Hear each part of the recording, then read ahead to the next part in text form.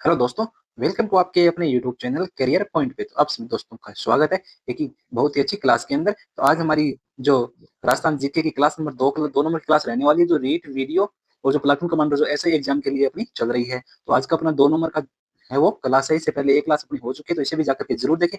इस क्लास के अंदर नए पैटर्न के आधार पर क्वेश्चनों को रखा गया है। जैसा दिनेश बोर्ड एग्जाम के अंदर क्वेश्चन और जो आरपीएस एग्जाम के अंदर अब हाल ही के अंदर ट्रेंड के अंदर क्वेश्चन वो पूछती है, उसी हिसाब से क्वेश्चनों को रखा गया है। तो चलो स्टार्ट करते हैं। आज का क्वेश्चन नंबर 1 है, 74वें संविधान संशोधन के तहत गठित जिला आयोजन समिति के संबंध में निम्नलिखित कथनों में से कौन सा कथन है वो सही नहीं है। तो कौन सा कथन है वो सही नहीं है किसे, जिला आयोजन समिति के संबंध में। तो इसका मुख्य उद्देश्य जिले की पंचायतों और नगर पालिकाओं द्वारा तैयार की गई योजनाओं को समेकित करना है। ये तो क्या है, सही है।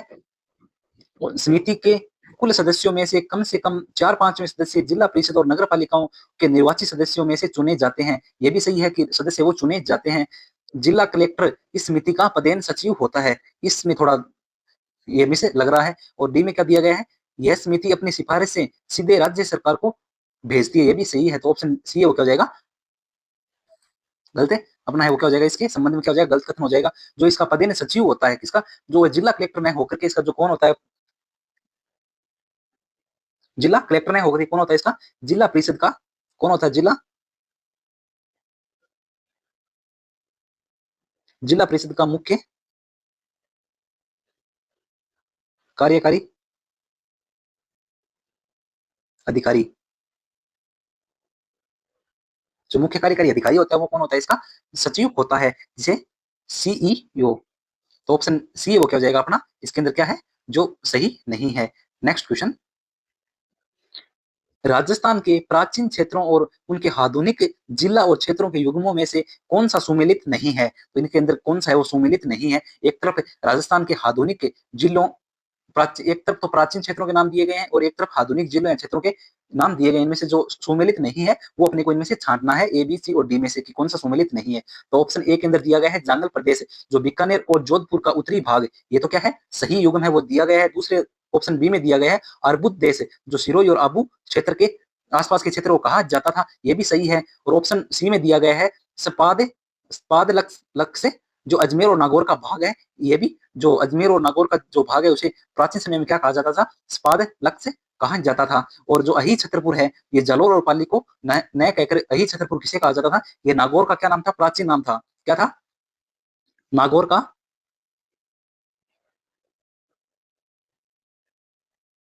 प्राचीन नाम था क्या, अही छतरपुर किसका, नागौर का क्या नाम था, ये प्राचीन नाम था। तो ऑप्शन डी है वो क्या हो जाएगा अपना, क्या सुमेलित नहीं है, ऑप्शन डी। तो इसका आंसर कौन सा, ऑप्शन डी क्या हो जाएगा, सही हो जाएगा। नेक्स्ट क्वेश्चन, आप इन क्वेश्चनों को देख करके लग तो रहा होगा कि क्वेश्चन बनाने में मेहनत की गई है, क्योंकि बहुत ही अच्छे क्वेश्चन है वो बनाए गए हैं। जैसा अब भी हाल ही फिलहाल का जो ट्रेंड है वर्तमान का, उसी हिसाब से क्वेश्चन है वो बनाए गए हैं। तो इस क्लास को अपने सभी दोस्तों तक शेयर करना बिल्कुल भी नहीं भूले। और आपके इस प्रैक्टिस सेट में कितने क्वेश्चन सही होते हैं वो जरूर बताएं। क्वेश्चन नंबर 3 है, राजस्थान की खारी झीलों के संबंध में निम्नलिखित कथनों पर विचार कीजिए। तो निम्नलिखित कथनों पर विचार करने हैं कि जो खारे पानी की झीलें हैं उनसे उनके संबंध में कौन सा कथन है वो गलत है या फिर सही है। इन तीनों में से, इन झीलों का निर्माण 33 सागर का अवशेष माना जाता है। तो ये तो सही है, जो खारे पानी की झीलें हैं उनका निर्माण है वो किससे, 33 सागर का अवशेष वो माना जाता है। तो पहला तो क्या हो जाएगा, सही हो जाएगा। ऑप्शन 2 में दिया गया है, डीडवाना झील का नमक सोडियम सल्फेट औद्योगिक उपयोग के लिए अधिक उपयुक्त है, न कि खाने के लिए। ये भी क्या है, सही है कि जो डीडवाना झील का जो नमक है वो सोडियम सल्फेट औद्योगिक उपयोग के लिए क्या अधिक उपयुक्त है, न कि ये खाने के लिए इतना उपयुक्त नहीं है। 3 नंबर में दिया है, जो पंचभद्रा झील में खारवाल जाति के लोग मोरली झाड़ी का उपयोग करके नमक के स्फटिक बनाते हैं। किसके नमक के क्या बनाते हैं, स्फटिक बनाते हैं। तो क्या हो जाएगा, ये भी क्या है, सही है। तो क्या हो जाएंगे, 1, 2 और 3 तीनों क्या है, सही है, कथन सही है। तो ऑप्शन कौन सा, डी है वो अपना क्या हो जाएगा, सही हो जाएगा। ऑप्शन डी में दिया गया कि 1, 2 और 3 क्या है, सही है। तो ऑप्शन डी क्या होगा, राइट आंसर होगा, जो खारे पानी की झीलों के संबंध में। नेक्स्ट क्वेश्चन, उस लोक देवता की पहचान करें जिनके संबंध में कथन सत्य हैं। तो जो ये 3 कथन दिए गए हैं वे किस लोक देवता के संबंध में ये तीनों कथन सत्य हैं वो देखते हैं।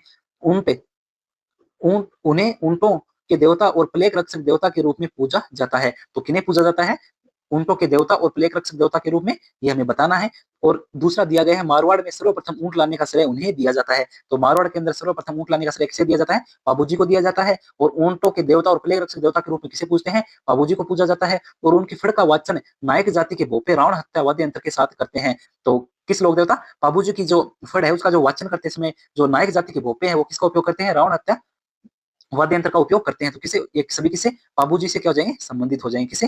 बाबूजी से। ऑप्शन कौन सा अपना सी है वो क्या हो जाएगा? सही हो जाएगा। कौन सा? ऑप्शन सी क्या होगा अपना? सही हो जाएगा। ये सभी कथन किसके? बाबूजी के बारे में क्या है? तीनों तीनों क्या है? सत्य है। नेक्स्ट क्वेश्चन, आजाद मोर्चा का गठन किस प्रजामंडल आंदोलन के दौरान हुआ था, जिसका उद्देश्य भारत छोड़ो आंदोलन में रियासती जनता की भागीदारी सुनिश्चित करना था? तो किस प्रजामंडल के दौरान हुआ था ये? तो कौन सा प्रजामंडल था? गठन के समय हुआ था जयपुर प्रजामंडल के। ऑप्शन कौन सा अपना डी क्या हो जाएगा? सही हो जाएगा। कौन सा प्रजामंडल? जयपुर प्रजामंडल के समय आजाद मोर्चे का गठन किया गया था। जो कौन थे? बाबा हरिश्चंद्र ने जयपुर प्रजामंडल के जेंटलमैन्स एग्रीमेंट के विरोध में इसका गठन किया था। तो इसका जो गठन है वो किसके विरोध में किया था? कौन से? जेंटलमैन्स एग्रीमेंट के विरोध में किया था। और किसने किया था? बाबा हरिश्चंद्र ने इसका जो गठन है वो किया था। नेक्स्ट क्वेश्चन, राजस्थान राज्य वित्त आयोग के संबंध में निम्नलिखित में से कौन सा कार्य उसकी परिनिधि उसकी परिधि में नहीं आता है? तो जो राजस्थान का राज्य वित्त आयोग के संबंध में निम्नलिखित में से कौन सा कार्य है वो उसकी परिधि में नहीं आता है? तो कौन सा नहीं आता है? राज्य द्वारा लगाए गए करों, शुल्कों और फीसों की शुद्ध आय का राज्य और पंचायतों के बीच वितरण की सिफारिश करना, ये तो किसका है? राजस्थान राज्य वित्त आयोग के संबंध में ये उसका कार्य है। तो पहला तो क्या हो जाएगा? सही हो जाएगा, उसका कार्य है। ऑप्शन बी में दिया गया है पंचायतों की वित्तीय स्थिति को सुधारने के लिए आवश्यक उपायों की सिफारिश करना। किसकी आवश्यक उपायों की सिफारिश करना? ये भी उसके संबंध में क्या है? सही है, उसकी परिधि में आता है, उसका कार्य है। ऑप्शन सी में दिया ग्राम पंचायत द्वारा लगाए जाने वाले करों और शुल्कों का निर्धारण करना। तो ये उसके जो करों का निर्धारण और जो ये करना है किसका? राज्य वित्त आयोग के संबंध में उसका एक कार्य नहीं है। जो वित्त आयोग केवल किसे क्या कर सकता है? सिफारिश करता है। करों का निर्धारण करने का अधिकार पंचायतों के संबंधित अधिनियम के तहत इन्हें मिलता है। तो ऑप्शन सी क्या हो जाएगा? इनके संबंध में इनकी परिधि में नहीं आता है। क्या हो जाएगा? ऑप्शन सी क्या हो जाएगा? इसका राइट आंसर हो जाएगा। और ऑप्शन डी में दिया गया है कि राज्य की संचित निधि के पंचायतों को दिए जाने वाले सहायता अनुदान के सिद्धांतों की सिफारिश करना, यह भी किसके? जो राजस्थान वित्त आयोग है उसके संबंध में उसका कार्य है। नेक्स्ट क्वेश्चन, राजस्थान के संरक्षण और उनके संबंधित जिलों से सुमेलित करें। तो हमें इसके सुमेलित करने, एक तरफ दिया गया है संरक्षण, जो रिजर्वेशन है वो दिए गए हैं, और दूसरी तो उनके जिले दिए गए हैं। जोहड़बीड़ जो गढ़वाला है वो कहाँ का है? जो क्षेत्र है वो, ये जो संरक्षण है तो कहाँ का हो जाएगा? ये बीकानेर का। तो पहले में क्या हो जाएगा? सी हो जाएगा। दूसरे में क्या है? गोंगेलाव कहाँ का हो जाएगा? गोंगेलाव कहाँ का है? ये कोटा। गोंगेलाव कहाँ का है? कोटा का। कहाँ का है ये? कोटा का हो जाएगा। कहाँ का हो जाएगा? तो गोंगेलाव कहाँ का हो जाएगा? ये नागौर का। कहाँ का है? नागौर का हो जाएगा। और शाकंभरी कहाँ का? सीकर और झुंझुनू का। तो इनमें किसमें डी हो जाएगा? और उमेदगंज पक्षी बिहार ये कहाँ का हो जाएगा? ये उमेदगंज पक्षी बिहार ये कहाँ है? कोटा के अंदर। कहाँ का हो जाएगा? कोटा का संरक्षित क्षेत्र है वो है। तो पहले में सी, फिर ए और डी और बी, ये किसमें? ऑप्शन ए में दिया गया है। तो ऑप्शन ए क्या हो जाएगा? राइट आंसर हो जाएगा। नेक्स्ट क्वेश्चन, और आपके इस प्रैक्टिस सेट में से कितने क्वेश्चन होते हैं वो लास्ट में जरूर बता के जाइए कि आपके कितने क्वेश्चन है वो सही हुए हैं। क्वेश्चन नंबर 8 है, जयपुर स्थित हवा महल के स्थापत्य के बारे में कौन सा कथन असत्य है? तो जयपुर में स्थित कौन सा हवा महल? जयपुर में स्थित हवा महल के स्थापत्य के बारे में कौन सा कथन है वो असत्य है? जो इसका निर्माण सवाई प्रताप सिंह ने 1799 में करवाया था, ये तो क्या है? सही है। जो हवा महल है उसका निर्माण वो कब करवाया गया था? 1799 ईस्वी में करवाया गया था। और किसके द्वारा करवाया गया था? सवाई प्रताप सिंह के द्वारा इसका निर्माण है वो करवाया गया था। तो किसके द्वारा? सवाई प्रताप सिंह का। और कब करवाया गया था? 1799 में इसका निर्माण करवाया गया था। किसका? हवा महल का। तो पहला तो एक है सही कथन है। ऑप्शन बी में दिया गया है, यह भगवान कृष्ण के मुकुट के आकार में बना 5 मंजिला ढांचा है। ये भी क्या है? हवा महल के बारे में क्या है? एक सही कथन है, क्योंकि जो हवा महल है वो 5 मंजिला एक इमारत है। कितनी? 5 मंजिला इमारत है। ऑप्शन सी में दिया गया, इसमें कुल 953 छोटी बड़ी खिड़कियां हैं जिन्हें झरोखा कहा जाता है। तो ये भी हवा महल के संबंध में एक क्या है? सही कथन है, क्योंकि हवा महल के अंदर कुल कितनी है? 953 तो खिड़कियां हैं छोटी मोटी, और जो खिड़कियां इन्हें क्या कहा जाता है? इन्हें, इन खिड़कियों को झरोखा कहा जाता है। तो ये भी हवा महल के संबंध में क्या है? कि सही कथन है। और ऑप्शन डी में दिया गया है, इसके वास्तुकार विद्याधर भट्टाचार्य थे, जिन्होंने जयपुर शहर की भी योजना बनाई थी। तो इसके जो क्या थे? जो इसके वास्तुकार थे, किसके? हवा महल के वास्तुकार कौन थे? ये विद्याधर भट्टाचार्य नहीं थे। तो इसके वास्तुकार कौन थे? लालचंद उस्ता थे। कौन थे? लालचंद उस्ता। लालचंद उस्ता है वो किसके थे? हवा महल के क्या थे? वास्तुकार थे। क्या थे? वास्तु। तो हवा महल के वास्तुकार कौन थे? लालचंद उस्ता थे। तो ऑप्शन डी क्या हो जाएगा अपना इसके अंदर?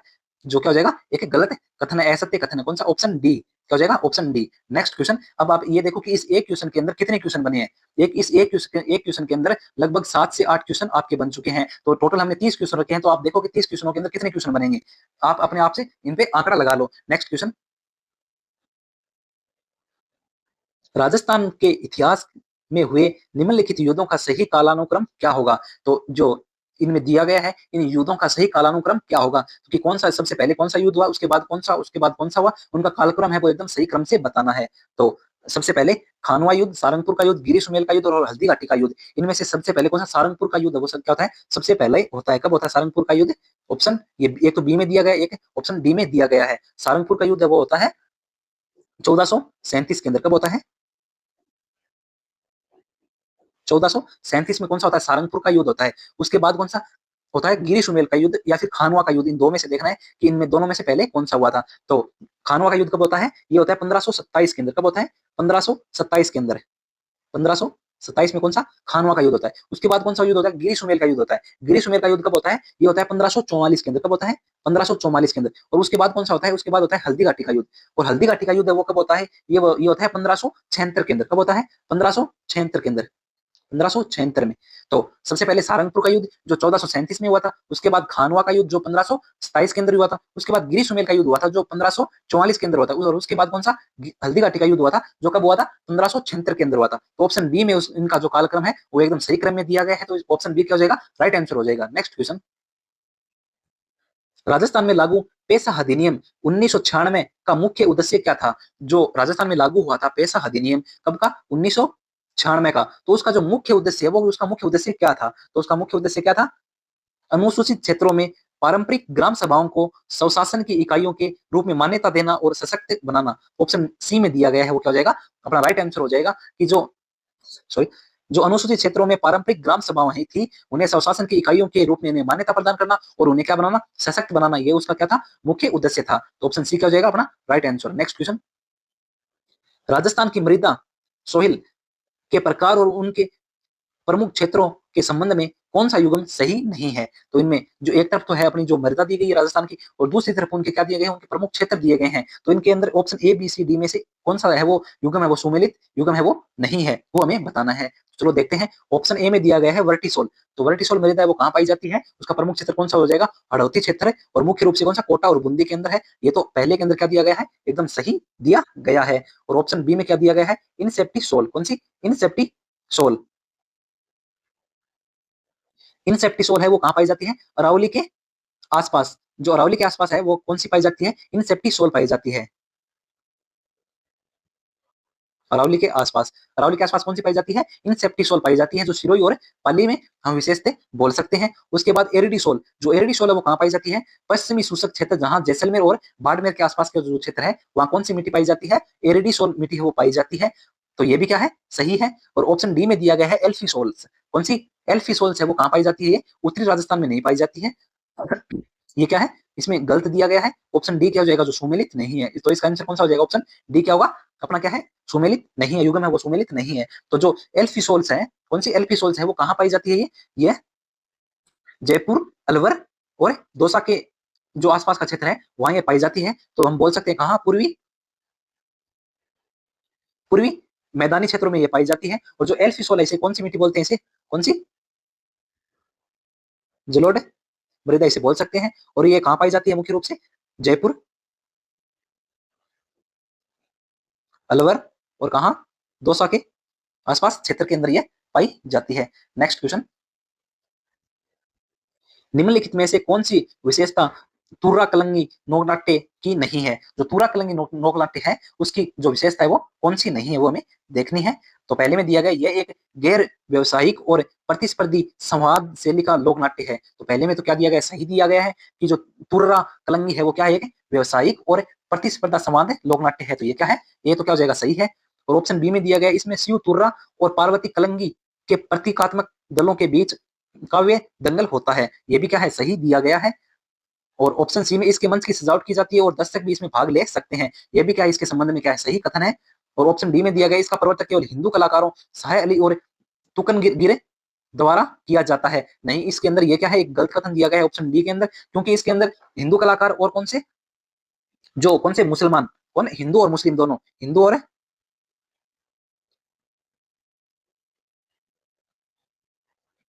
और मुस्लिम दोनों कलाकार भाग लेते हैं। इसके अंदर कौन से दोनों कलाकार है वो भाग लेते हैं, तो ऑप्शन डी क्या हो जाएगा इसके संबंध में, सही नहीं है। नेक्स्ट क्वेश्चन, राजस्थान के ऐतिहासिक लेखकों और उनके ग्रंथों का सही मिलान करें। एक तरफ लेखक, ऐतिहासिक लेखक दिए गए हैं और दूसरी तरफ उनके ग्रंथ दिए गए हैं, उनसे हमें मिलान करना है। तो देखते हैं कौन सा होगा, सूर्यमल मिश्र। सूर्यमल मिश्र का कौन सा हो जाएगा, वंश भास्कर। वंश भास्कर किसका है, सूर्यमल मिश्र का है। तो पहले में क्या हो जाएगा, सी हो जाएगा। मोहनोत नैनसी, मोहनोत नैनसी का कौन सा हो जाएगा, क्या हो जाएगा, कन्नड़ दे। मोहनोत नैनसी का कौन सा हो जाएगा, मारवाड़ा फरगनारी विगत, ये किसका है, मोहनोत नैनसी का। तो दो में क्या हो जाएगा, डी हो जाएगा। और पद्मनाभ, पद्मनाभ किसका है, ये किसका है, पद्मनाभ का कौन सा हो जाएगा, कन्नड़ दे प्रबंधन। कन्नड़ दे प्रबंधन किसका है, पद्मनाभ का। तो तीन में क्या हो जाएगा, ए हो जाएगा। और वाक्य दास का कौन सा हो जाएगा, वाक्य दास खयात किसका है, वाक्य दास का। तो चार में क्या हो जाएगा, बी हो जाएगा। तो ऐसा कौन से में दिया गया, पहले में सी, दूसरे में डी, तीसरे में ए और चौथे में कितने, बी। तो ऑप्शन ए क्या हो जाएगा अपना, सही हो जाएगा। कौन सा, ऑप्शन ए में दिया गया है। नेक्स्ट क्वेश्चन, और चैनल को सब्सक्राइब है वो करना बिल्कुल भी न भूलें, क्योंकि आपको पता है कि ऐसा एक प्रैक्टिस सेट बनाने में कितनी मेहनत लगती है, कितना टाइम लगता है, और कहाँ कहाँ से क्वेश्चन है वो इकट्ठे करने पड़ते हैं, पीवाई के क्वेश्चनों को देखना पड़ता है, उसके बाद वो प्रैक्टिस सेट बनाए जाते हैं। तो चैनल को सब्सक्राइब जरूर करें, क्लास को लाइक करें और अपने सभी दोस्तों तक शेयर करना बिल्कुल भी न भूलें। 14 नंबर क्वेश्चन है, राजस्थान के मुख्य सचिव के संबंध में निम्नलिखित कथनों पर विचार कीजिए। तो राजस्थान के मुख्य सचिव के संबंध में कौन कौन से कथन अपने दिए गए हैं, उनमें से कौन सा सही होगा, वो कौन सा गलत है, वो देखते हैं। तो पहला क्या दिया गया है, वह राज्य का सर्वोच्च प्रशासनिक अधिकारी होता है। वह क्या होता है, राज्य का सर्वोच्च प्रशासनिक अधिकारी होता है, कौन होता है, मुख्य सचिव। ये तो पहला तो क्या है, सही दिया गया है। वह मुख्यमंत्री के मुख्य सलाहकार के रूप में कार्य करता है। ये भी सही है कि जो मुख्य सचिव होता है वह मुख्यमंत्री के मुख्य सलाहकार के रूप में कार्य करता है, ये भी क्या हो जाएगा, सही है। और 3 नंबर में दिया गया है, इसकी नियुक्ति मुख्यमंत्री के द्वारा की जाती है और उसका कार्यकाल निश्चित होता है। तो उसकी जो मुख्य सचिव होता है उसकी जो नियुक्ति है वो तो मुख्यमंत्री के द्वारा ही की जाती है, लेकिन इसका जो कार्यकाल होता है वो निश्चित नहीं होता। इसका कार्यकाल क्या होता है, अनिश्चित कार्यकाल होता है। जब तक मुख्यमंत्री चाहे तब तक उसे मुख्य सचिव के रूप में उसे रख सकता है, तो उसका कार्यकाल क्या है, निश्चित नहीं होता है। तो 3 नंबर क्या हो जाएगा अपना, गलत हो जाएगा। एक और दो क्या है, सही है। कौन से, एक और दो। तो एक और दो कौन से में दिए गए हैं, ऑप्शन बी में दिए गए हैं। इसमें ऑप्शन बी में दिया गया है कि पहला और दूसरा दो क्या है, कथन सही है। तीसरा कथन है वो सही हो जाता, क्योंकि नियुक्ति तो मुख्यमंत्री के द्वारा की जाती है, लेकिन जो उसका कार्यकाल होता है वो निश्चित नहीं होकर क्या होता है, अनिश्चित कार्यकाल होता है। क्योंकि उस जब तक मुख्यमंत्री चाहे तब तक उसे मुख्यमंत्री है वो उसे सचिव के, मुख्य सचिव के रूप में उसे रख सकता है। नेक्स्ट क्वेश्चन, दिल्ली बंबई औद्योगिक गलियारा राजस्थान के लगभग कितने प्रतिशत हिस्से से होकर गुजरता है और इसका राज्य की अर्थव्यवस्था पर क्या प्रभाव पड़ता है। तो ये कहां से होकर के गुजरता है, ये लगभग कितने हिस्से पर, लगभग ये कितने 39% हिस्से से राजस्थान से होकर गुजरता है। और इसका जो क्या है, इसका अर्थव्यवस्था पर क्या प्रभाव पड़ता है, मुख्य रूप से विनिर्माण और औद्योगिक क्लस्टर विकसित करना। ऑप्शन बी क्या हो जाएगा अपना, क्या हो जाएगा, सही हो जाएगा। कौन सा, ऑप्शन बी क्या होगा अपना, सही हो जाएगा, जो कितना 39% हिस्से से गुजरता है। नेक्स्ट क्वेश्चन,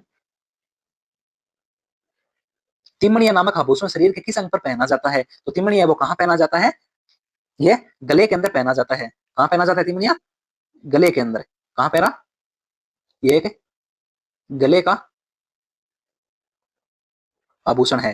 कहाँ का है, गले का आभूषण है। नेक्स्ट क्वेश्चन, मोतीलाल तेजावत द्वारा चलाए गए एक ही आंदोलन का मुख्य केंद्र कहाँ था और इसका प्रमुख उद्देश्य क्या था। तो उसका मुख्य केंद्र कहाँ था, मात्रकुंडिया। मात्रकुंडिया कहाँ था, ये मात्रकुंडिया कहाँ था, मेवाड़ के अंदर। तो इसका मुख्य केंद्र कहाँ था, मेवाड़ के अंदर मात्रकुंडिया इसका जो गांव है वो क्या था, मुख्य केंद्र था। और यहाँ क्या था, आदिवासियों से भारी लगान और बेगार के विरोध यह संघर्ष चला था। ऑप्शन कौन सा अपना, सी है वो क्या हो जाएगा, सही हो जाएगा। कौन सा, ऑप्शन सी, क्योंकि ये कहाँ था, इसका जो प्रमुख केंद्र कौन सा था, मेवाड़ उसका प्रमुख केंद्र था। और आदिवासियों से जो भारी लगान और बेगान के विरोध यह संघर्ष किया गया था। तो किसने, मोतीलाल तेजावत ने ये किया था, एक ही आंदोलन के प्रवर्तक। नेक्स्ट क्वेश्चन, राजस्थान विधानसभा में अनुसूचित जाति एससी और अनुसूचित जनजाति एसटी के लिए क्रमश से कितनी सीटें आरक्षित है। तो कितनी सीटें आरक्षित हो जाएगी इनकी, कितनी, 34 और 25, कितनी, 34 और 25 ऑप्शन बी में दिए गई है। कितनी हो जाएगी, 34 तो किसके लिए हो जाएगी, एससी के लिए हो जाएगी, और 25 कितनी हो जाएगी, किसके लिए हो जाएगी, एसटी के लिए हो जाएगी, जो क्या है, आरक्षित सीटें हैं इनके लिए। नेक्स्ट क्वेश्चन, राजस्थान में पाई जाने वाली पशु नस्लों और उनके प्रमुख क्षेत्रों के संबंध में कौन सा युग्म सुमेलित नहीं है। तो कौन सा युग्म है वो सुमेलित नहीं है, देखते हैं। राठी, राठी किसकी है, गाय की नस्ल है, जो कहाँ पाई जाती है, उत्तरी पश्चिमी राजस्थान के अंदर, मुख्यतः बीकानेर और गंगानगर के अंदर पाई जाती है। तो ये क्या है, पहला ही क्या दिया गया है, सही दिया गया है। जो राठी गाय की नस्ल है वो बीकानेर और गंगानगर और बीकानेर के आसपास के क्षेत्र में ये पाई जाती है। और चोकला भेड़ ये कहाँ शेखावाटी क्षेत्र के अंदर पाई जाती है, ये भी क्या है सही है, ए सही है, बी सही है। और जमुनापारी बकरी है वो हाड़ौती क्षेत्र में, जो जमुनापारी बकरी है वो हाड़ौती क्षेत्र में नहीं पाई जाती है, कहाँ पाई जाती है ये मुख्यतः पूर्वी राजस्थान और चंबल के बीहड़ में पाई जाती है, कहाँ पूर्वी राजस्थान और चंबल के बीहड़ में पाई जाती है। तो ऑप्शन सी क्या होगा अपना, जो सुमेलित नहीं है। और जो मूरा भैंस है वो जयपुर और अलवर क्षेत्र के अंदर पाई जाती है, ये क्या है सही है। तो हमें अपने को क्या पूछा है, जो सुमेलित नहीं है, तो ऑप्शन कौन सा अपना सी है वो क्या हो जाएगा, सुमेलित नहीं है। नेक्स्ट क्वेश्चन, राजस्थान के भौगोलिक संकेतक जीआई टैग प्राप्त उत्पादों और उनके संबंधित स्थानों का कौन सा जोड़ा गलत है, तो कौन सा जोड़ा गलत है वो देखना है। बीकानेरी भुजिया, बीकानेर का जीआई टैग सही दिया गया है। थेवाकला प्रतापगढ़ की ये भी सही दिया गया है। और कोटा डोरिया ये कोटा का ये भी क्या है सही दिया गया है। और पोखरण पोल्ट्री बाड़मेर की, जो पोखरण पोल्ट्री है ये बाड़मेर की नहीं है, तो ये कहाँ की हो जाएगी, ये कहाँ की है, जैसलमेर की। तो पोखरण पोल्ट्री कहाँ की हो जाएगी, जैसलमेर की। ऑप्शन डी है वो क्या है, सुमेलित नहीं है, option D. Next question, Rajasthan में स्थापित ग्राम न्यायालय के संदर्भ में निम्नलिखित में से कौन सा कथन है वो सही है। तो ग्राम न्यायालय के संदर्भ में कौन सा कथन है वो अपना सही हो जाएगा। तो कौन सा कथन सही होगा, ग्राम न्यायालय का न्यायाधिकारी अनिवार्य रूप से प्रथम श्रेणी का न्यायिक मजिस्ट्रेट होता है, ये कथन क्या दिया गया है, एकदम सही दिया गया है ग्राम न्यायालय के संबंध में। ऑप्शन सी वो क्या है, सही कथन दिया गया है, क्योंकि जो ग्राम न्यायालय होता है उसका न्यायिक जो अधिकारी अनिवार्य रूप से क्या होता है, प्रथम श्रेणी का कौन होता है, न्यायिक मजिस्ट्रेट होता है। नेक्स्ट क्वेश्चन, मध्यकालीन राजस्थान की रियासतें में प्रचलित रहे सिक्के और संबंधित रियासतें युग्मों में से कौन सा सुमेलित नहीं है। तो अक्खे साई के सिक्के जैसलमेर के अंदर प्रचलित थे, ये तो क्या है सही है। जो अक्खे साई के सिक्के वो कहाँ थे, जैसलमेर के अंदर। झाड़े साई सिक्के, जो झाड़ साई सिक्के थे वो कहाँ थे, जयपुर के अंदर प्रचलित थे। और तमचा साई सिक्के धौलपुर के अंदर, कौन सी रियासत के अंदर, धौलपुर रियासत के अंदर कौन से तमचा साई सिक्के। और स्वरूप साई सिक्के कहाँ थे, ये बीकानेर के अंदर नहीं थे, कहाँ थे, ये कहाँ थे, उदयपुर के अंदर, कहाँ थे, उदयपुर के अंदर, कहाँ थे, रूप साई सिक्के कहाँ, उदयपुर के अंदर। तो कौन सी रियासत में हो जाएंगे, मेवाड़ या मेवाड़ रियासत के सिक्के थे, कौन से रूप साई सिक्के, कहाँ थे ये, मेवाड़ रियासत के सिक्के थे, जो मुख्य रूप से कहाँ उदयपुर के अंदर ये प्रचलित थे। और तमसा साई सिक्के धौलपुर के अंदर, और झाड़ साई सिक्के जयपुर के अंदर, और अक्खे साई के सिक्के जैसलमेर रियासत से संबंधित थे। नेक्स्ट क्वेश्चन, लूनी नदी प्रणाली के संबंध में निम्नलिखित कथनों पर विचार कीजिए। किसके संबंध में, लूनी नदी के संबंध में निम्नलिखित कथनों पर विचार कीजिए। तो चलो देखते हैं क्या क्या दिया गया है लूनी नदी के संबंध में। यह नदी अपने उद्गम स्थल नागपाड़ अजमेर से बालोतरा बाड़मेर तक मीठे पानी की होती है और उसके बाद खारे पानी की हो जाती है। तो ये पहला दिया गया है, तो ये तो क्या है सही है, क्योंकि जो लूनी नदी है उसका उद्गम कहाँ से होता है, लूनी नदी का जो उद्गम होता है वो नागपाड़ अजमेर से उसका उद्गम होता है। और वह अपने उद्गम स्थान से लेकर के बालोतरा बाड़मेर और बालोतरा तक है, यह मीठे पानी की होती है और उसके बाद क्या हो जाती है, खारी नदी है वो, उसका खारा पानी है वो हो जाता है। तो पहला क्या है सही कथन है। दो में दिया गया है, जोजड़ी नदी एकमात्र सहायक नदी है जो लूनी में दाईं ओर से मिलती है और इसका उद्गम अरावली की पहाड़ियों से नहीं होता है।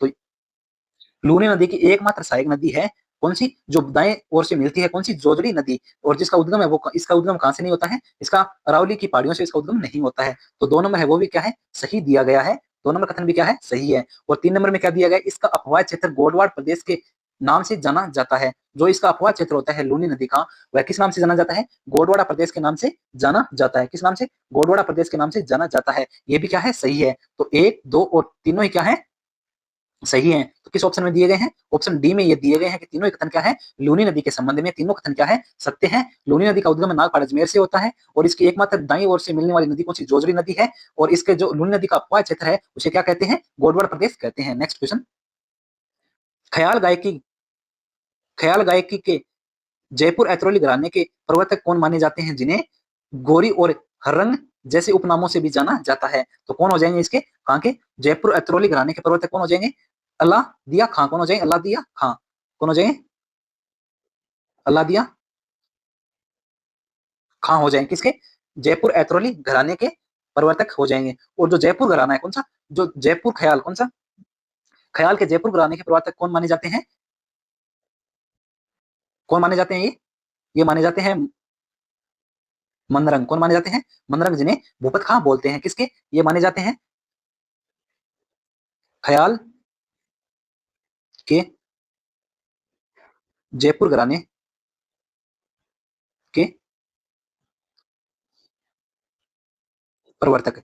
और जो ऐतरोली जयपुर ऐतरोली घराने उसके कौन हो जाएंगे, अल्लादी क्या, अल्लाह दिया खां हो जाएंगे। ऑप्शन डी क्या हो जाएगा अपना सही हो जाएगा। नेक्स्ट क्वेश्चन, गिरी सुमेल कौन सा, गिरी सुमेल के युद्ध जो कब हुआ था 1544 के बाद शेरशाह सूरी ने कहा, एक मुट्ठी भर बाजरे के लिए मैं हिंदुस्तान की बादशाह खो देता। यह युद्ध किन के मध्य हुआ था? तो यह युद्ध किन के मध्य हुआ था? जो गिरी सुमेल का युद्ध है वो किन के मध्य हुआ था? ये राव कौन मालदेव और शेरशाह सूरी के बीच हुआ था। किसके बीच? राव मालदेव और शेरशाह सूरी के बीच हुआ था। ऑप्शन सी अपना क्या हो जाएगा? राइट आंसर हो जाएगा। जो कब 1544 का युद्ध है और इस युद्ध के बाद शेरशाह सूरी ने कहा था कि एक मुट्ठी भर बाजरे के लिए मैं हिंदुस्तान की बादशाहत खो देता। तो ऑप्शन सी क्या हो जाएगा? Right answer. Next question, Rajasthan संपर्क पोर्टल का मुख्य उद्देश्य क्या है? जो राजस्थान संपर्क पोर्टल है उसका मुख्य उद्देश्य क्या हो जाएगा? एक एकीकृत मंच के माध्यम से नागरिकों की शिकायतों का निवारण करना। ऑप्शन सी क्या हो जाएगा? अपना राइट आंसर हो जाएगा कि जो एक एकीकृत मंच है उसके माध्यम से नागरिकों की जो शिकायतें होती है उनका क्या करना? निवारण करना। ये किसका? राजस्थान संपर्क पोर्टल का मुख्य उद्देश्य है। तो ऑप्शन सी क्या हो जाएगा? अपना राइट आंसर। नेक्स्ट क्वेश्चन,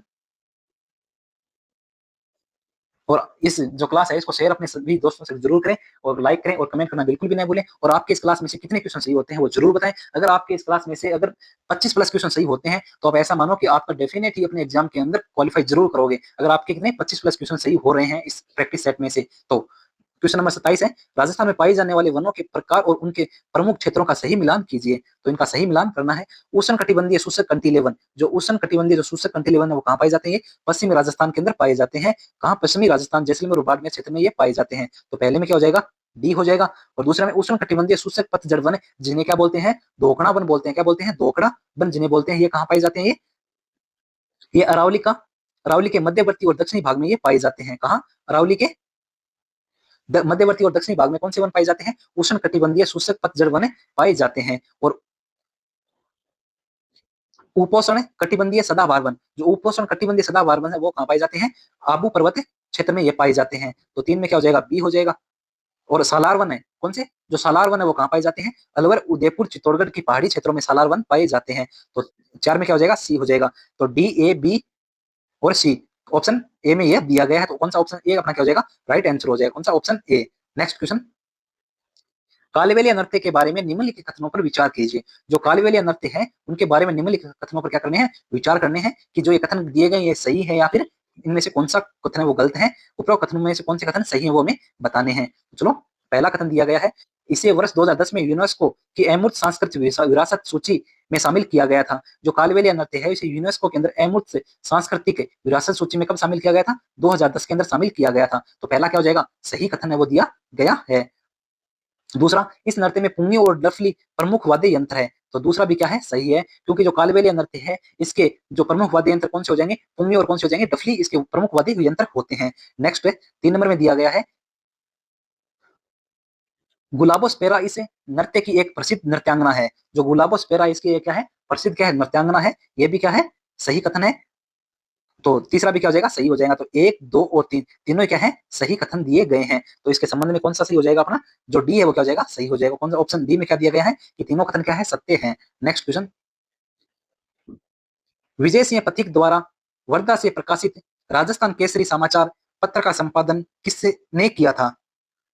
जो विजय सिंह पथिक द्वारा वर्धा से प्रकाशित राजस्थान केसरी समाचार पत्र का संपादन किसने किया था? तो किसने किया था? रामनारायण चौधरी के द्वारा किया गया था। किसके द्वारा किया गया था? राम